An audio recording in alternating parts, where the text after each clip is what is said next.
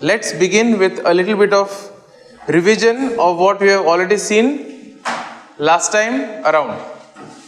So, after Guru Nanak, okay, who was the second Sikh Guru? Okay, so Guru Angad. Now, when we look at Guru Angad, how was his selection?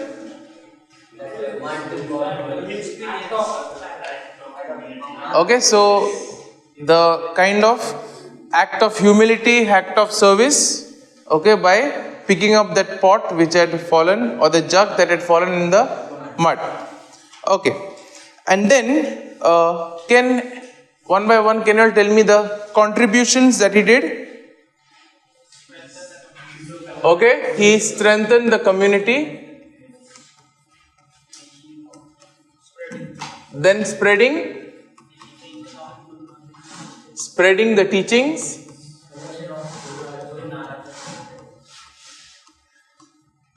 okay, we can also put the collections of hymns over here.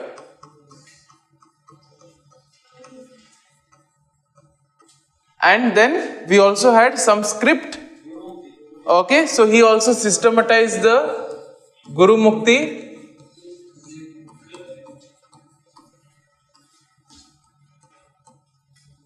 the Guru Mukhi script. Okay, now who was the next Guru after him? Okay, so you had Guru Amar Das. So what do we know about him? Okay, so he had this construction of a water tank with 84. And what is the significance of the 84 steps? Okay, it basically was a kind of it represented the numerous births and rebirths which were there within the Hindu belief. Okay, apart from that, anything else?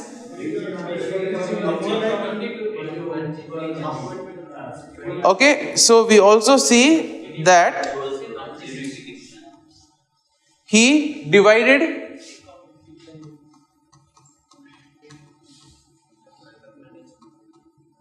the Sikh community into how many?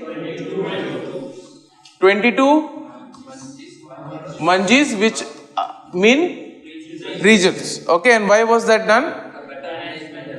Okay, so better management for governance, communication, okay, also to spread the teaching, etc. Anything else that he did which was very significant? Okay, so you had the appointment of women preachers. And why was this significant?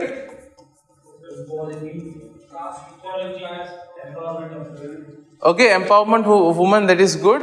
Also equality, yes, but why? What is the most significant aspect? See, during those days, okay, very good. So there was the whole concept of gender bias, right? In the sense that the women were always treated as very low compared to the male. So here, giving them an authority of being preachers was also a direct challenge to the hierarchical caste system, okay, or the system prevalent during that time. Good. Then there was something else which also he instituted, right? Okay, community kitchen, yes. And what was a kind of not a ritual but a norm that was started? Okay, so first the community meal, then the meeting. Okay, so first common meal, then the meeting or the religious rituals, etc. And then also which emperor was very fascinated by his kind of teachings? Okay, so Emperor Akbar also had an interaction with him, and then he also started something that is the langar, right? Or the community kitchen. Now, after him, who was the next Guru? Okay, so Guru Ramdas. And what was Guru Ramdas's kind of relation with Guru Amardas? He was the son-in-law kind of, right? So he had married the daughter of Guru Amardas. So in a way he was the son-in-law. And now we see that what did he do? What was he famous for? Foundation of Amritsar.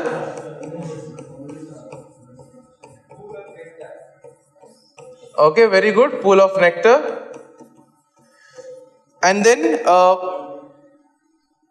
in his contribution there is something which is very significant in the entire Indian social system. And what is that? So he advocated for removal of sati and also propagated widow remarriage. And then we see he had a hymn for the Sikh ceremony, and there was a growth of the Sikh community during his time. Okay, so all that is clear. Let us now move to Guru Arjan, who is the 5th Guru who served from 1581 to 1606. Now he is remembered for his contribution towards the community's spiritual, social, as well as physical development.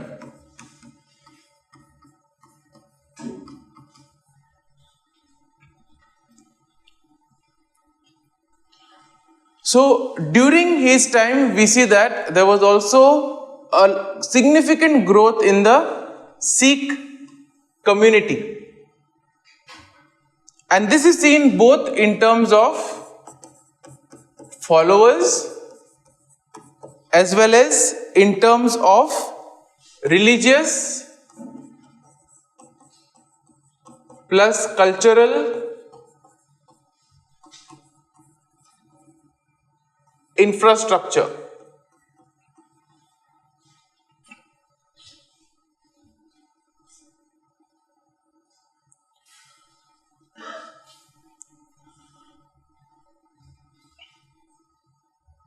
So during this time we see that there were a large number of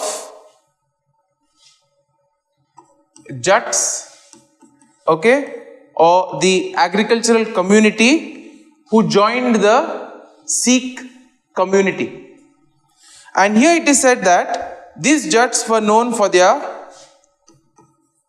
martial spirit,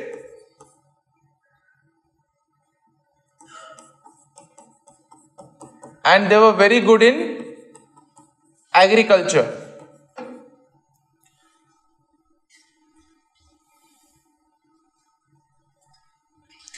So we see that since they were very good in martial art or in the field of kind of being good warriors or soldiers, it also strengthened the Sikh community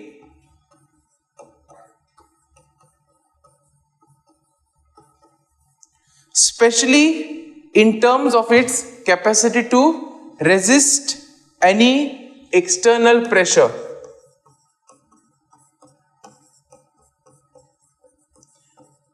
Now, which was the dynasty which was probably there, during that time? Mughal dynasty. Okay, so you have the Mughal Empire which is there, and as we will see in the lives of the following gurus, the Mughal Empire has a significant role to play in certain things or certain reforms that take place within Sikhism. Okay, so therefore we see that the inclusion of the Jats in a way strengthened the community, gave them the manpower, gave them the skills that they required so that they could resist any external invasion or any external battle with the Mughal Empire. So then you also have the Daswand, that is the 10% tax. Now we see that this was done mainly to support the community needs.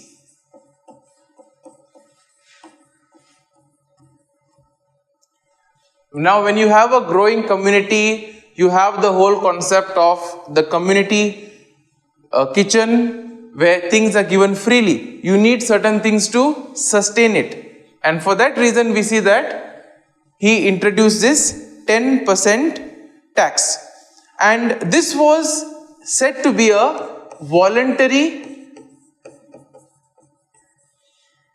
contribution, a contribution of what? It was 10% of one's income.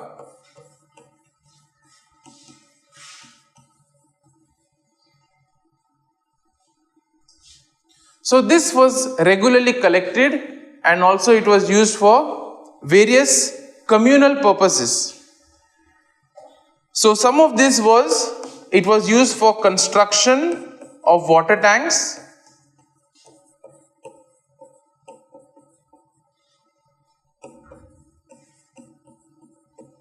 holy buildings, which once again served both spiritual as well as practical needs of the people.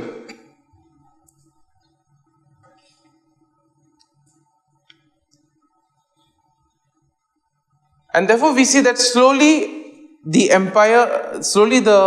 Sikh community gets strengthened, it gets stabilized, and we see that this now also has its own consequences. Okay, because we see that when something is gaining momentum or something is becoming stronger, we also see that it becomes a threat to the others, and that is how we will see it will also affect the community. So one of the main important contributions of his was the construction of the Harmandir Sahib at Amritsar. Now what is another name for the Harmandir Sahib? Any idea? What is the famous golden temple, right? So construction of the golden temple. So this was one of the most important projects that he undertook during his time, and it is said that this was a central place of worship.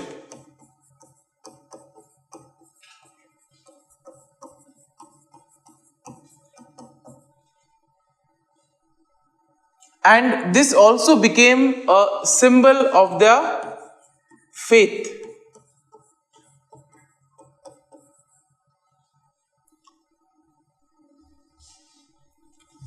And what was the vision? Now, from what we have seen about Sikhism, we see that what are the principles that they focus on? What are the principles? Equality, then? Okay, women empowerment, humility, service. Okay, so therefore we see that this golden temple was open to all. Okay, and whether irrespective of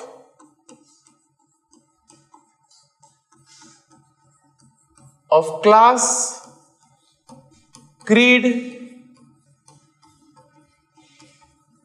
faith, etc. And therefore this emphasized the inclusive nature of Sikhism. As I have said, also emphasizing the equality and the whole nature of being serviceable to others.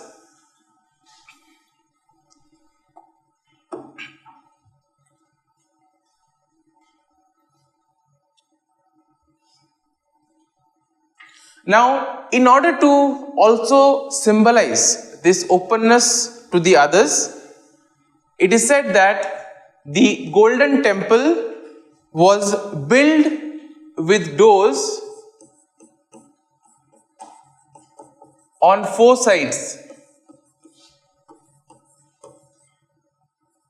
So on all the 4 sides there are doors which symbolize openness and easy accessibility. That means easily people can enter into the temple, and therefore to show this openness and this easiness to enter the temple, they purposely built doors on all the 4 sides of the temple. And therefore it was during his time, during Guru Arjan's time, that this temple was completed.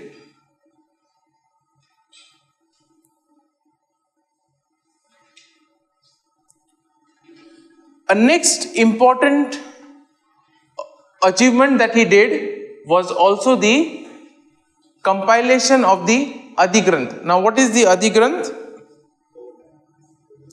It is one of the authentic scripture of Sikhism. So here we see that he was in a way engaged in missionary work with his brother Preeti Chand, and they compiled a collection of hymns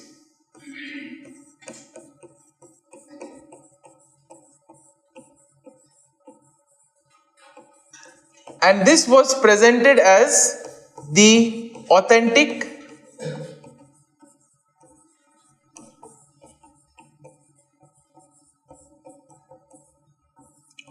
scripture of the Sikhs.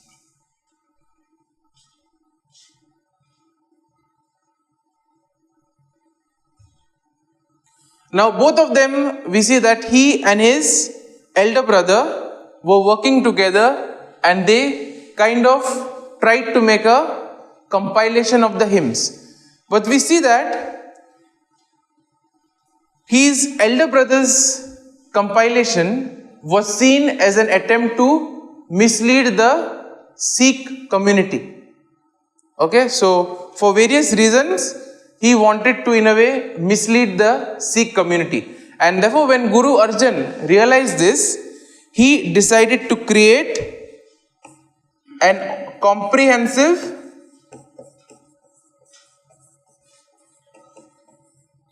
plus authentic compilation. Now, do we find in the religions that we have seen, do we find a similar story? Where? Okay, in Buddha's case also, we have the similar incident where his cousin Devadatta, very good, tried to also mislead the community. So we see that here, when there is power, there is always this kind of a temptation or this kind of greed that comes in order to gain popularity. Could be one of the reasons here as well. So now, this task of putting everything together was given to Bhai Gurdas. Now he was a learned scholar and also a very faithful, devoted Sikh. So it is said together, both of them, they compiled the Adi Granth, which included the hymns of the first 5 gurus.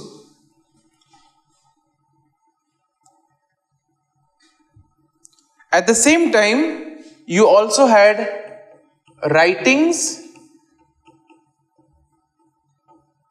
of Hindu and Muslim saints. And therefore, this emphasized another message that Sikhism is not only open to all, but also its message is a universal message which is not restricted to only one particular religion. That means it is also inclusive to other religions as well. So therefore, it is in the year 1604 that the Adi Granth was completed. So the compilation work, putting everything together, was completed in 1604, and then it was placed in the Golden Temple in August 1604. So therefore, this sacred text now becomes the central scripture of Sikhism.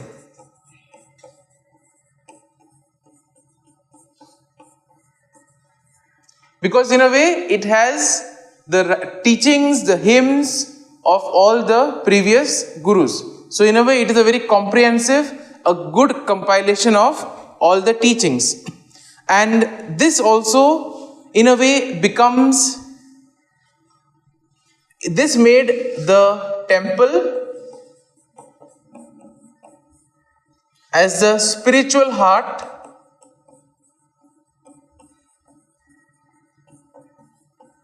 of the Sikh community. So now you have the Golden Temple with the Adi Granth. So you have a place that also has within it the most important aspect of the Sikh religion.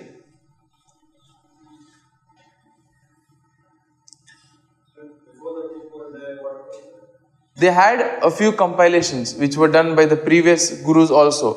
But again, those were like, in a sense, kind of limited to only a few things. This one was, right from the beginning, he tried to compile everything together. And also, he included other religions as well. So in a way, the previous ones were not kind of established as the authentic, like as the scriptures. These, in that sense, this one in that sense becomes a kind of kind of authentic, comprehensive thing. Okay, so yeah, the previous ones had few things, but not everything. Teachings also were there of all the gurus. So all the 5 previous gurus, so they had everything inclusive of that. So as we said earlier, his work was not restricted only to the spiritual development, but he also undertook some development in terms of physical. That means there was also urban development during his time. And we see that he founded 3 cities, that is Taran, then you have Kartarpur, and also Hargobindpur.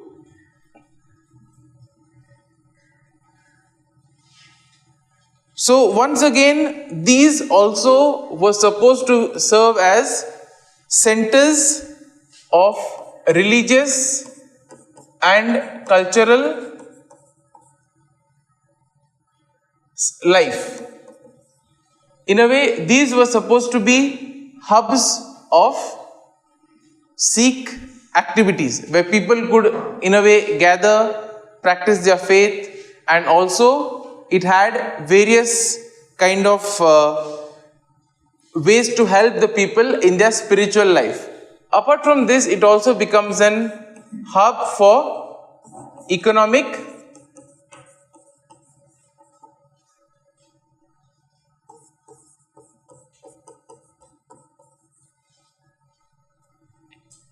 and as a result of this, we see that when these cities come into existence, it also strengthens the Sikh community's presence in that region. So now you have a religion and you also have certain bases over there. So you have one main structure, that is the Golden Temple. You also have cities around it. So this in a way stabilized or fortified the religion and also provided a stable growth. Now as we see, when there is some kind of development, or when there is always some kind of growth happening, there is also the attention gained by others. And the same thing happened over here. As there was a lot of development that was going on in the Sikh community, as there was spiritual progress, physical progress, development of cities, we see that it also attracted the attention and hostility of the Mughal authorities.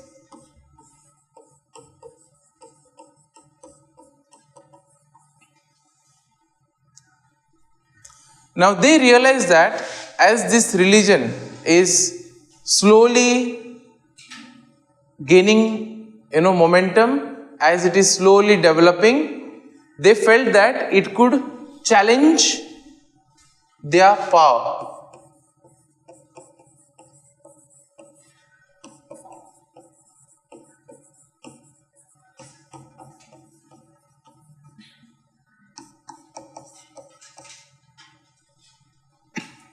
So they felt that it could challenge their power, it could challenge their authority in North India. And generally, when something is viewed as a threat, when something is viewed as a challenge, what is the human tendency? To get rid of it, right? So to do something about it. And therefore we see that during this time, they also looked with the Sikh activities with suspicion. Now, any idea who would be the Mughal emperor during this time? History students? You had Jahangir. Okay. So we had Jahangir, who therefore was very suspicious of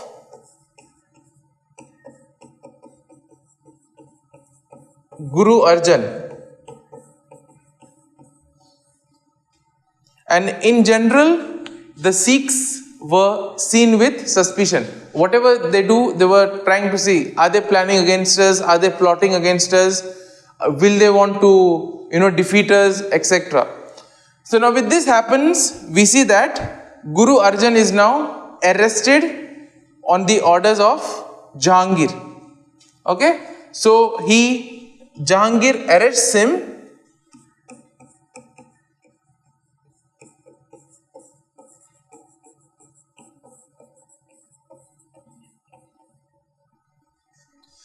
and what was the accusation given is that he had supported a rebel prince.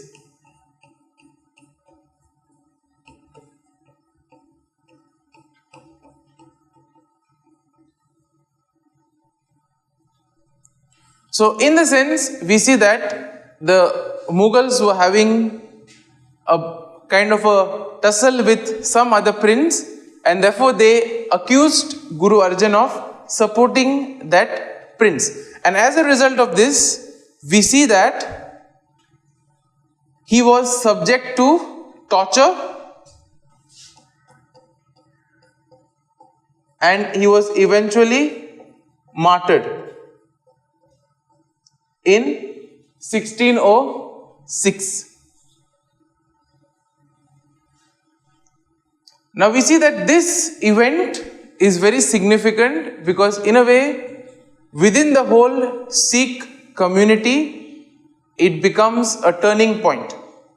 Why turning point is, we'll see it in the next few gurus. Okay, how this incident in a way changes the whole way of how they approach certain things. And in a way, we see that this was in the first time of the Sikh history that their guru was martyred. Okay, martyred, or he was executed for the faith. And therefore, we see that when a spiritual leader is subject to torture, when a spiritual leader is executed, okay, what happens to the sentiments of the people?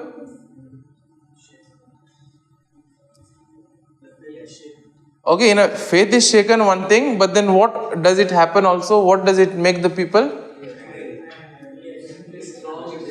Fearful is one thing, but also in a way people get angry, right? They feel hurt, sentiments are affected. Okay, for example, if something happens to the Pope, we see that all will be up in arms, right? Or something happens to any spiritual guru. So same thing over here, we see that in a way it had a lasting impact on the Sikh community. Now, this martyrdom, okay, symbolized in a way the Sikhs' commitment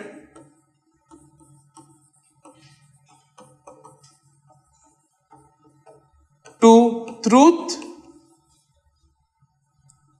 justice, and righteousness.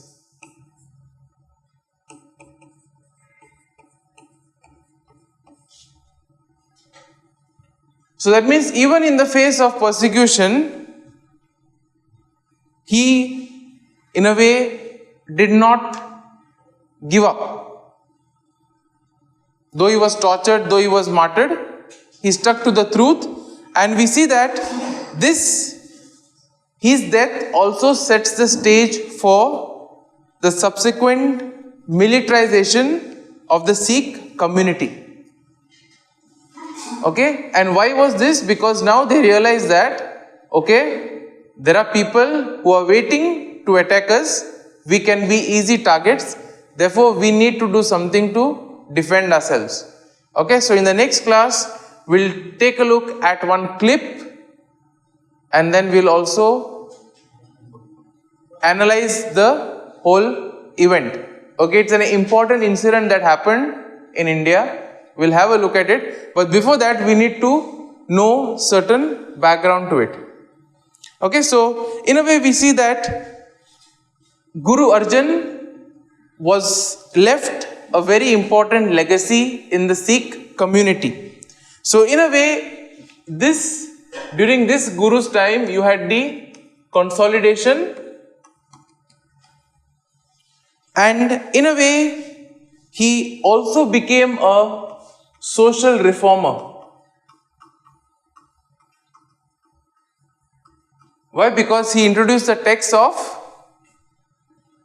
what was the text that was introduced? Tax, not the text. Tax was Daswant, that is the 10% of one's income. Also, you had the Adhigranth that was completed and installed during his time. And also we see that he became, so today we see that the Golden Temple stands as a testament of faith, equality and service to others. So now we will see that the Adhigranth that he sort of consolidated or he put together becomes also the basis for the Guru Granth, which is done by Guru Gobind, that is the 10th Guru. So this Adi Granth was a kind of a stepping or a kind of a base for the Guru Granth Sahib, which still till today is the central scripture. So next we have Guru Hargobind, who is the 6th Guru.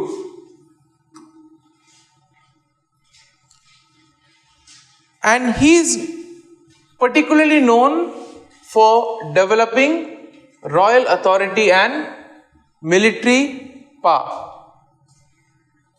At the same time, he also maintained the spiritual teachings of the other gurus, and therefore this approach, of having the military power was in a way to defend the Sikh community.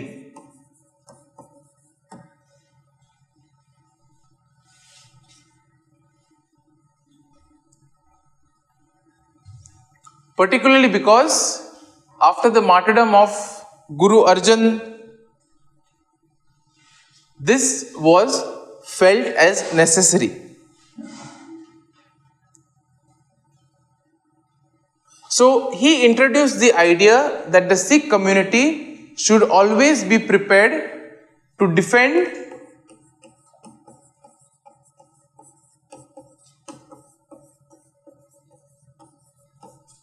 against oppression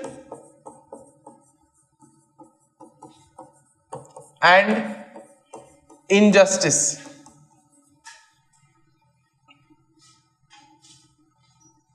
And for this he said that you need to have a standing army. Now what do you mean by a standing army? Soldiers are already standing, always standing. Does it mean that? Okay, which means that they are ready or prepared at any time to battle. That means in the next 5 minutes something happens, they should be ready, they should be prepared, with weapons and also mental preparation to go and defend the faith. So therefore he emphasized on this concept of the standing army, that is being prepared at any time to defend the faith. Now in a way this can be seen as a slight or a major departure from the previous gurus.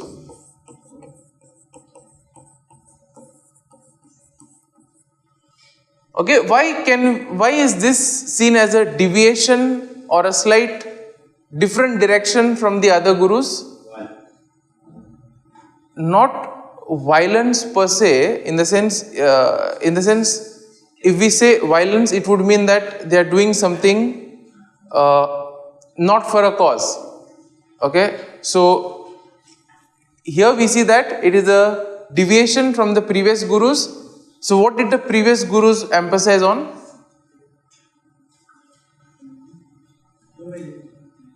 Yeah, let's go a little bit of a broader term. What was the emphasis on?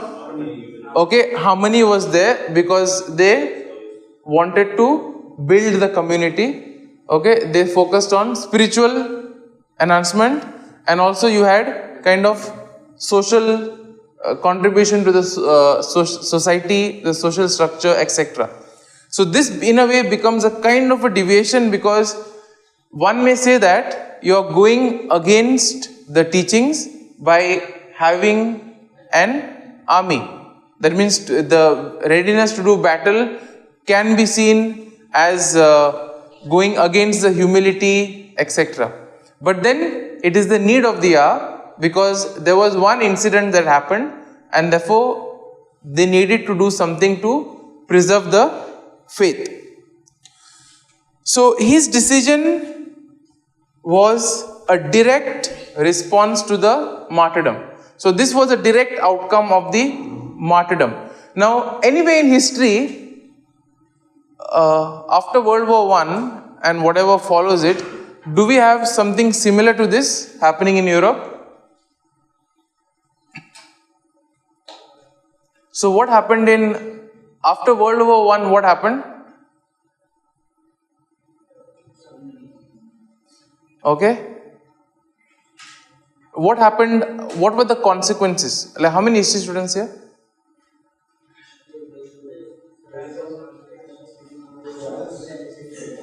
Okay. What happens? What happens after World War I? You had this disarmament, right? And we see that Germany in a way is stripped of all the military power, etc. And because of this, because they felt that this was a kind of an injustice out of the war, you had then the rise of Nazism, which then was in a way to kind of counter it. So therefore we see that here also this institution of the army was a kind of a similar thing. Because of the death of the Guru, because of the martyrdom, the torture of the Guru, therefore they had to do something about it. Yeah. So then,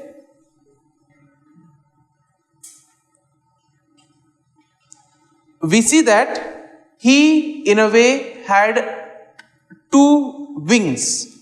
Okay. There were two swords which are said, or two wings, which are called as Piri and Miri. So one is the spiritual authority and one is the temporal authority. Now Piri is derived from the Sufi term Pir, which means spiritual leader.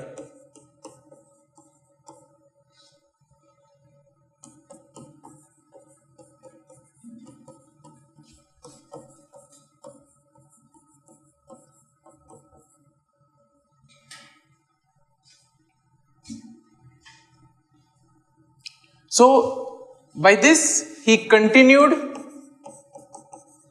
the Sikh teachings of the previous gurus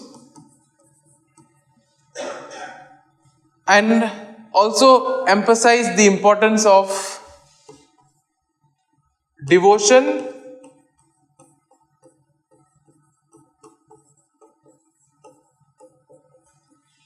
righteousness and moral conduct.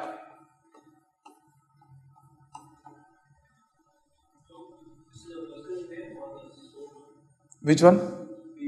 No, it refers to the concept of the leadership, spiritual leadership. Okay, so he had kind of two wings, or he focused on two things in his thing. You had one temporal kind of administration and spiritual administration. So therefore Pir here refers to that whole concept of leadership that he had. Yeah, Hargobind. So in a way, for example, to put it in simple words, he had you have maybe let's say a leader, suppose your rector here focuses on one way formative aspect as well as the intellectual aspect. So two wings. Similarly here it was, one way was spiritual and secondly temporal would refer to the worldly affairs. So you're kind of balancing both spiritual as well as the material aspect. Okay, and then we see that this Miri comes from the Muslim term Amir, which means commander or leader. So often associated with political or military leadership. Okay, so how this influences the Sikh community, we'll take a look at the next class. Okay, so thank you.